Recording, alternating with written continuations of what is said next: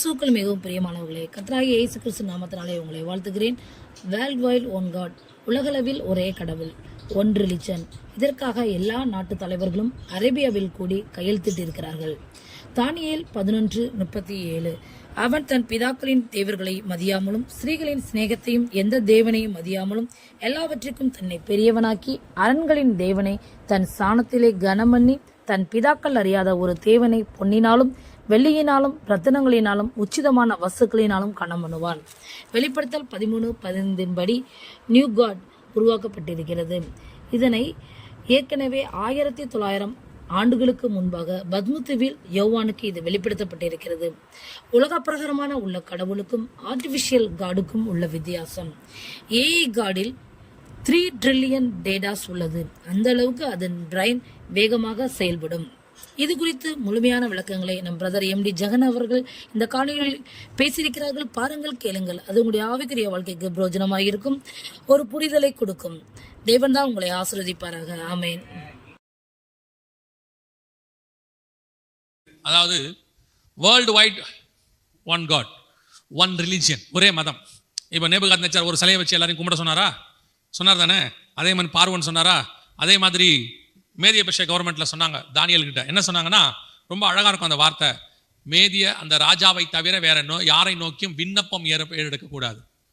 அவங்க அழகா சொல்லுவாங்க, ராஜாவை தவிர வேற யாரை நோக்கியும் விண்ணப்பம், அதாவதுனா அவரை தவிர வேற யாரையும் அவங்க என்ன பண்ணக்கூடாது, கடவுளாக வணங்கக்கூடாதுன்னு அர்த்தம். ஒன் காட், இதுதான் பாபிலோன்ல இருந்துச்சு. இப்போ கடைசி காலத்துல ஒன் காட் கொண்டு வராங்க. எங்க இந்த காலத்துல அது சாத்தியமா? சும்மா அதெல்லாம் கதை அப்படின்னீங்கன்னா, இங்க பாருங்க, இது ஒன் ரிலிஜியனுக்கான உலகத்தில் இருக்கிற எல்லா நாட்டு தலைவர்களும் அரேபியாவில் கூடி அரேபியாவில் கூடி சைன் பண்ணியிருக்கிறாங்க.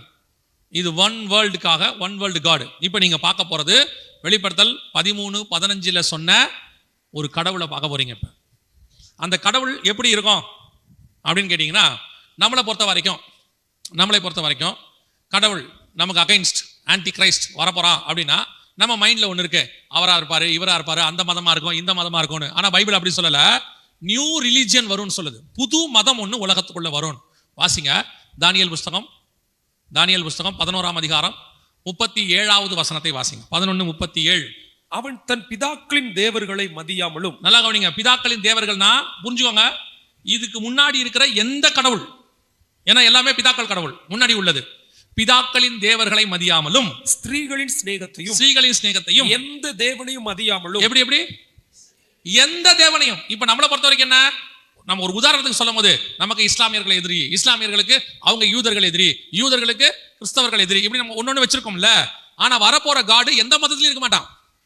வரப்போற காடுன்னு சொல்றவன் எந்த தேவனையும் மதியாமலும். நம்ம நினைச்சுக்கிறோம், ஒன்லி கிறிஸ்டியனுக்கு மட்டும் தான் எதிர்ப்பு. இல்ல, அவன் எந்த தேவனையுமே மதிக்க மாட்டான். எந்த தேவனை மதியாமலும் எல்லாவற்றிற்கும் தன்னை பெரியவனாக்கி அரண்களின் தேவனை தன் ஸ்தானத்திலே கனம் பண்ணி தன் பிதாக்கள் அறியாத ஒரு தேவனை பொன்னினாலும். அப்ப நியூ காட், தன் பிதாக்கள் அறியாத ஒரு காட், அறியாத ஒரு தேவன். அப்பனா வரப்போற கடவுள் எப்படி இருக்க போது? New God. இதுவரைக்கும் நீங்க பார்க்காத கடவுள், இதுவரைக்கும் ஜனங்கள் வழிபடாத கடவுள், எந்த ரிலிஜியஸ்லயும் இல்லாத கடவுள், எல்லாவற்றுக்கும் பெருசா இருக்கிற ஒரு காடை கொண்டு வர போறான். அந்த காடு எப்படி இருக்கும்னு கேட்டீங்கன்னா, வெளிப்படுத்தல் 13:15 சொல்லுது, மேலும் அந்த அரசாங்கம், மிருகத்தின் முத்திரை, அதான் மேலும் அந்த மிருகத்தின் சொரூபம், அந்த கவர்மெண்ட் கொண்டு வரக்கூடிய, அந்த அந்திகிறிஸ்து கொண்டு வரக்கூடியதான அந்த சிலை எப்படி இருக்குமா பார்க்கும். வசனம் சொல்லுது, அந்த மேலும் மிருகத்தின் சொரூபம் பேசத்தக்கதாகவும் தன்னை வணங்காத யாவரையும் கொலை செய்யத்தக்கதாகவும் மிருகத்தின் சொரூபத்திற்கு ஆவியை கொடுக்கும்படி. என்ன வசனம் பாருங்க. இந்த வசனம் இன்னைக்கு நேத்து எழுதுனதில்ல, 1900 வருஷத்துக்கு முன்னாடி பத்மு தீவில யோவானுக்கு கொடுத்தது. இன்னைக்கு நம்ம கண்ணுக்கு முன்னாடி, நான் சொல்றது 2020 24க்குள்ள நம்ம கண்ணுக்கு முன்னாடி அந்த கடவுள் ரெடியா இருக்கு. இதுதான் அந்த கடவுள். நல்லா கவனிங்க, இதுதான் அந்த நியூ காட். இப்ப கொண்டாந்தாச்சு, இப்ப ரெடியா இருக்குது. இதுக்கு பேர் தான் ஆர்டிபிஷியல் இன்டெலிஜென்ஸ் காட். இத கொண்டாந்துருக்கான் பாருங்க, இதான் நியூ காட், வேர்ல்டு வைட். இப்ப என்ன செஞ்சிருக்கிறான்னு கேட்டீங்கன்னா, ஆர்டிபிஷியல் இன்டெலிஜென்ஸ் உள்ள காடுக்கு அவன் உருவம் கொடுத்தாச்சு. ஒரு 10 நிமிஷம் நான் சொல்றதை நல்லா கவனிங்க. நம்ம எவ்வளவு டேஞ்சரான இடத்துல இருக்கணும் உங்களுக்கு சொல்றேன். இந்த ஆர்டிபிஷியல் இன்டெலிஜென்ஸ் காட்னா என்னன்னு கேட்டா, இப்ப இருக்கிற எல்லா கடவுளுக்கும் இந்த கடவுளுக்கும் என்ன வித்தியாசம்? இப்போ புறஜாதியார், நம்மளை விட்டுருங்க, புறஜாதியார் தங்கள் கடவுளுக்கிட்ட போகும்போது அவங்க போய் தங்கள் குறைகளை சொல்றாங்க. அந்த கடவுள் கேக்குதா? ஆனா கேட்குதுன்னு அவங்க நம்புறாங்க. பதில் கொடுக்குதா? இல்ல. பதில் கொடுக்கும்னு நம்புறாங்க, அவ்வளவுதான். அவங்க கடவுள் பேசுனதை அவங்க பார்க்கல, பதில் கொடுக்கறத அவங்க கேட்கல, பார்க்கவும் இல்லை கேட்கவும் இல்லை. ஆனா இந்த ஆர்டிபிஷியல் இன்டெலிஜென்ஸ் காட் இருக்கு பாத்தீங்கன்னா, ஆர்டிபிஷியல் இன்டெலிஜென்ஸ் என்ன? செயற்கை நுண்ணறிவு. இந்த செயற்கை நுண்ணறிவுனா என்ன? இப்போ உங்களுக்கும் எனக்கும் மூளைன்னு ஒன்று இருக்கு, நம்புங்க, இருக்கு, சரியா? அப்ப அந்த மூளையில எவ்வளவு யூஸ் பண்றோம்? உலகத்திலேயே அதிகமா மூளையை யூஸ் பண்ண ஒரே சயின்டிஸ்ட் இருக்கிறார், ஆல்பர்ட் ஐன்ஸ்டீன் பேரு.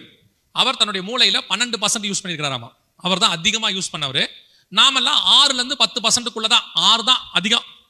கொஞ்சம் சயின்டிஸ்ட் எல்லாம் 6ல இருந்து 8, 9 அப்படின்னு யூஸ் பண்றாங்க. ஆல்பர்ட் ஐன்ஸ்டீன் தான் 12% யூஸ் பண்ணது. ஒரு சிலர்லாம் யூஸ் பண்றதே இல்லை, புதுசா வச்சிருக்கான், பல பல பலன்னு இருக்கு, அவனை விட்டுருவோம், சரியா? அப்போ இந்த மூளையை நம்ம 12% யூஸ் பண்றோம், ஆல்பர்ட் ஐன்ஸ்டீன், நம்ம ஒரு 6%. இப்போ கவனிங்க, நான் உங்களை ஒரு கேள்வி கேட்கிறேன், பதில் சொல்லுங்க. பைபிள் படிச்சிருக்கீங்களா? சீக்கிரம் சொல்லுங்க, டைம் இல்லை. படிச்சிருக்கீங்களா? ஒரு தடவையாவது ஃபுல்லா படிச்சிட்டீங்களா? எத்தனை பேர் படிச்சிருக்கீங்க ஃபுல்லா பைபிள்? நல்லா கை தூக்குங்க. ஓகே, முழு பைபிள் ஞாபகத்தில் இருக்கா? என்ன பைபிள் ஞாபகத்தில் இல்லைன்ட்டீங்க? இல்லையா? சரி, 119ஆம் சங்கீதம் மட்டுமா ஞாபகத்தில் இருக்குதா முழுசா? ஒரு அதிகாரம் இல்லையா? அப்ப என்ன படிச்சோம் எதுவுமே நம்ம மைண்ட்ல. சரி, அதை விட்டுருங்க. எவ்வளவு புக்ஸ் எல்லாம் படிச்சிருக்கிறோம்? ஸ்கூல் புக்கு, பேப்பரு எல்லாம் படிச்சிருக்கோமா? எல்லாம் ஞாபகத்தில் இருக்கா? எதுவுமே இல்லை, ஏதோ 1, 2 இருக்குது, அவ்வளவுதானே. எவ்வளோ ப்ரோக்ராம் பார்க்குறோம், கிரிக்கெட்டு, சினிமாலாம் அந்த காலத்தில் பார்த்துருக்குறோம், இன்னும் இருக்கும், மைண்டில் கொஞ்சம் பேருக்கு இருக்கும். அப்போ நமக்கு தேவையான கொஞ்சம் விஷயம் மைண்டில் இருக்கு, பெரும்பாலான விஷயம் இல்லை. இது நம்மளை விட பல மடங்கு மூளை சைஸ் உள்ளது, புரியுதா? சாட் ஜிபிடி இந்த மாதிரிலாம் சொல்லுவாங்க, கேள்விப்பட்டிருப்பீங்க. ஆனால் தன்னுடைய மூளையை 100% யூஸ் பண்ணக்கூடியது. இப்போ இது உள்ள மட்டும் டேட்டாஸ் எவ்வளோ இருக்குதுன்னு கேட்டிங்கன்னா 3 ட்ரில்லியன் டேட்டாஸ் இருக்கு. 1 பில்லியன்னா 10 லட்சம், ஒரு மில்லியன்னா 10 லட்சம், 1 பில்லியன்னா 100 கோடி, 1 ட்ரில்லியன் எங்கேயோ எத்தனையோ கோடி, அந்த மாதிரி 3 கோடி 3 ட்ரில்லியன் இருக்கு இது உள்ள. இப்ப இன்னும் ஏத்திட்டே இருக்காங்க. அவங்களோட மோட்டிவ் வந்து 30 ட்ரில்லியன் ஏத்தணும் இது உள்ள. அவ்வளோ டேட்டாஸ் இருக்கும். ஆனா நீங்க கேட்டீங்கன்னா அரை செகண்ட்ல பதில் சொல்லும். அரை செகண்ட், 1 செகண்ட் கூட எடுக்காது, அரை செகண்ட்ல சொல்லும். ஒருத்தர் சமீபத்தில் ஒன்று கேட்டாரு, ஒரு கட்டை பேர் சொல்லி, செம்மர கட்டை மாதிரி ஒரு கட்டை பேரை சொல்லி, இந்த கட்டை கிடைக்குமா அப்படின்னு கேட்டார். அது சொல்லுது, இந்த கட்டை உங்க நாட்டில் இல்லை. அவர் கேட்டது இந்த கட்டை கிடைக்குமா, எங்க இருக்கு, இவ்வளவுதான் கேட்டார். அது சொல்லுது, இந்த கட்டை உங்க நாட்டில் இல்லை, இந்த கட்டை எக்ஸஸா இந்த நாட்டில் இருக்கு. ஒரு நாட்டு பேர் சொல்லுது, அந்த நாட்டில் நீங்க இதை வாங்க முடியும், ஆனா நீ வாங்க முடியாது, உங்க நாட்டு சட்டம் அதை வாங்குறதுக்கு இடம் கொடுக்காது. அந்த நாட்டில் நீங்க வாங்கணும்னா இன்னொரு நாட்டோட சிட்டிசனா இருந்தீங்கன்னா அதை வாங்க முடியும். அந்த கட்டையோட விலை இது. கேட்ட கேள்வி என்ன?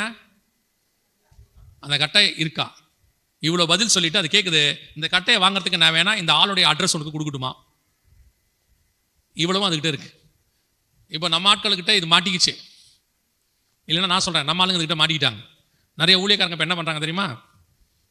சனிக்கிழமையானா சாட் ஜிபிடி கிட்ட போயிருது, நாளைக்கு செய்தி கொடுக்கணும், ஏசாயா 50 3வது வசனத்துலேருந்து ஒரு செய்தி கொடு அப்படின்னா 30 செகண்ட்ல செய்தி கொடுத்துரும்.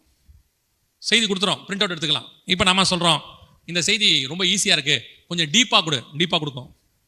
இப்போ நீங்க இந்த செய்திக்கு ஏற்ற மாதிரி 2 பாட்டு கொடு அப்படின்னா பாட்டு கொடுக்கும். இப்போ இருக்கு, நான் சொல்றது இப்போ இருக்கு. ஸோ இப்போ இது எப்படி கடவுளா மாறுச்சு அப்படின்னு கேட்டீங்கன்னா, இப்போ வெளிநாடுகளெல்லாம் இந்த மாதிரி இதை கொண்டாந்துட்டாங்க, சில மதங்கள்ல இதை கொண்டாந்து இப்போ எல்லாரும் வந்து இதுக்கு முன்னாடி நின்று கேள்வி கேட்குறாங்க, ஏன்னா அவங்களோட விண்ணப்பத்தை சொல்றாங்க. சொன்ன உடனே இப்போ இது உள்ள என்னென்ன இருக்குதுன்னு கேட்டீங்கன்னா, கவனிங்க, பைபிள் எல்லா பைபிளும் இருக்கு, எல்லா பைபிள் வருஷனும் இதில் இருக்கு, குரான் இருக்கு, கன்ஃபியூசிசம், தாவோயிசம், இந்துசம், எல்லா வேதங்களும் இது உள்ள போட்டாச்சு, அத்தனையும் இதுக்குள்ள போட்டு எந்த மதக்காரங்க வந்து கேட்டாலும் அதுவா ஒரு கருத்து எடுத்து அவங்களுக்கு தேவையான பதில 10 செகண்டுக்குள்ள கொடுத்துடுது. இப்போ அவங்கள பொறுத்த வரைக்கும் அவங்க கடவுளை அவங்க பார்த்ததில்லை, பேசினதில்லை, பதில் சொன்னதில்லை. இப்போ அது சொல்ல தொடங்கிருச்சு. இப்ப ஜனங்க வழிபட தொடங்கியாச்சு. ஆனா இதை யாரும் ஆபரேட் பண்ணல, அதுவே சுயமா யோசிச்சு என்ன செய்யுது, சொல்லுது. அதற்கு ஆவியை கொடுக்கும்படி அதற்கு சத்துவம் கொடுக்கப்பட்டது. வெளிப்படுத்தல் 13:15, தானியேல் 11 நம்ம கண்ணுக்கு முன்னாடி அப்படியே நிக்குது பாருங்க. இதுக்கு மேல இவங்க என்ன பண்ணுவாங்கன்னு கேட்டீங்கன்னா, வரப்போற அந்தி கிறிஸ்துவோடைய உருவத்துல இதை செஞ்சிடுவாங்க. இதுக்கு மேல தோல் போட்டுருவாங்க. இப்பவும் ஜப்பான்ல உங்க உருவத்துல இந்த மாதிரி ஒண்ணு வேணும்னு கேட்டீங்கன்னா செஞ்சு கொடுக்குறாங்க, 1 கோடி ரூபாய்.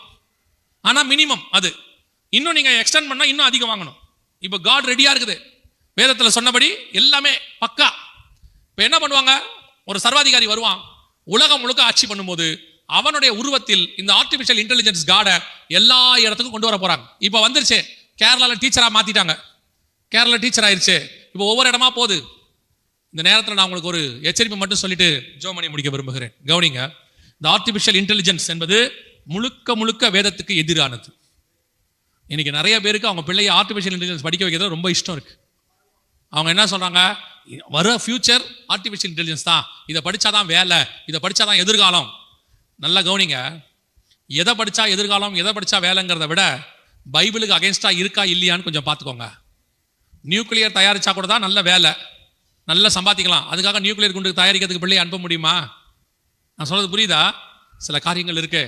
இப்போ 2வது எச்சரிப்பு, உங்க பிள்ளைகளுடைய போட்டோஸ், உங்க பிள்ளைகளுடைய வீடியோஸ், குறிப்பா பெண் பிள்ளைகள், அதே மாதிரி மனைவி, இவங்களுடைய போட்டோஸை சும்மா சோசியல் மீடியால ஏத்தாதீங்க.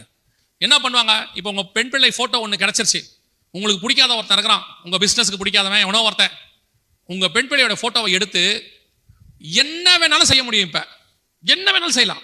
முந்திலாம் என்ன பண்ணுவோம்னா தலையை வெட்டி மட்டும் அருவருப்பா மாத்துவான். இப்ப அப்படி இல்லை, உங்க பிள்ளையோட வீடியோவை உங்க பிள்ளை நடக்கிற மாதிரியே, என்ன தப்பு செய்யற மாதிரி, அருவருப்பா செய்யற மாதிரி எல்லாம் மாற்ற முடியும். ஆனா பேசுறது உங்க பிள்ளையோட குரல்லையே இருக்கும். இப்ப என்னுடைய வாய்ஸ், பாஸ்டருடைய வாய்ஸ் எல்லாம் ஆன்லைன்ல இருக்கு, எடுத்துக்கலாம். இந்த வாய்ஸை எடுத்துட்டு இது பாருங்க, அதான் அது இங்க இருக்கு பாருங்க, இந்த வாய்ஸை எடுத்துட்டு இப்ப அவர் பேசுற மாதிரியே சினிமா பாட்டு பாட வைக்க முடியும். நான் சொல்ல உங்களுக்கு புரியுதா? இப்போ பாஸ்டர் வாய்ஸை எடுத்துக்கிட்டு ஆன்லைன்ல இருந்து டவுன்லோட் பண்ணிட்டு இந்த வாய்ஸை வச்சுக்கிட்டு சினிமா பாட்டு பாட வைக்க முடியும். நீங்க பாப்பீங்க, பாடிட்டு வர்றது யாரா இருக்கும் தெரியுமா? பாஸ்டரே பாடிட்டு வருவார்.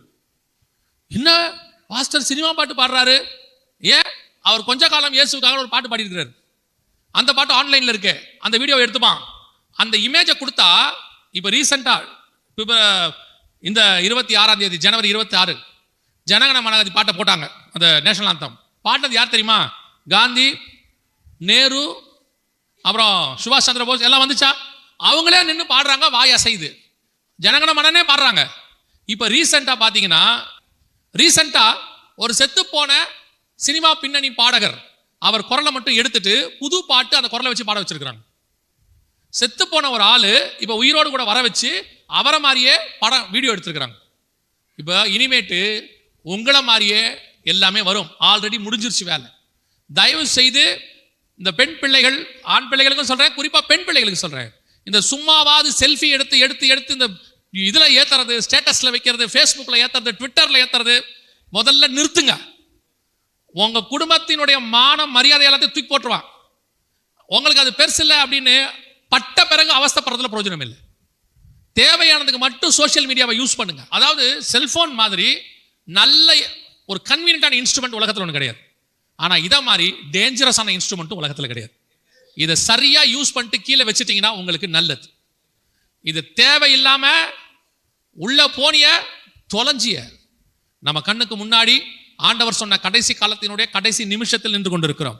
எப்ப வேணாலும் ஆண்டவர் சொன்ன நினையாத நாளிகையில் மனுஷகுமாரன் வருவார் என்கிற அந்த வசனமும் நிறைவேறும். நீங்க விழித்திருந்தாதான் இந்த வருகையில போக முடியும். ஏன்னா இன்னைக்கு நோவா காலத்து மாதிரி தான் நீங்க இருக்கீங்க. புசித்து குடித்து பெண் கொண்டு பெண் எடுத்து வெள்ளம் வந்து வாரிக்கொண்டு போகும் அளவும் என்ன செஞ்சாங்க? உணராதிருந்தார்கள். வருகையில போறது தேவனை பார்க்கணும், போகணும், வரணும், எப்படியாவது பரலோகத்துக்கு போயிடணும், கொஞ்சம் கூட ஏற மாட்டேங்குது. உங்களுக்கு எச்சரிப்பு தான் கொடுக்கப்படுது. பரலோக ராஜ்யம் கெஞ்சி கூட்டு போற இடம் இல்ல. நான் சொல்றது புரியுதா? ஏதோ பரலோக ராஜ்யம் ஆளே இல்ல, தயவு செஞ்சு வந்துருங்கன்னு கூப்பிடுற இடம் கிடையாது. பரலோக ராஜ்யம் ஒருவரும் சேரக்கூடாத ஒளியிலே வாசம் பண்ணக்கூடிய தேவன் இருக்கிற இடம். பிடித்து கொண்டால் உங்களுக்கு நல்லது. ஒரே வாய்ப்பு, ஒரே சான்ஸ். அதுக்கப்புறம் நீங்கள் எதிர்பார்க்காத மிகப்பெரிய காரியங்கள் பூமியில் நடக்க போகுது. அவைகளுக்கு தப்பி மனுஷன் குமாரனுக்கு முன்பாக நிற்கும்படி கர்த்தர் உங்களுக்கு அழைப்பு கொடுக்கிறார். வெகு சீக்கிரத்தில் நம்முடைய ஆண்டவர் வரப்போகிறார். அல்லேலூயா.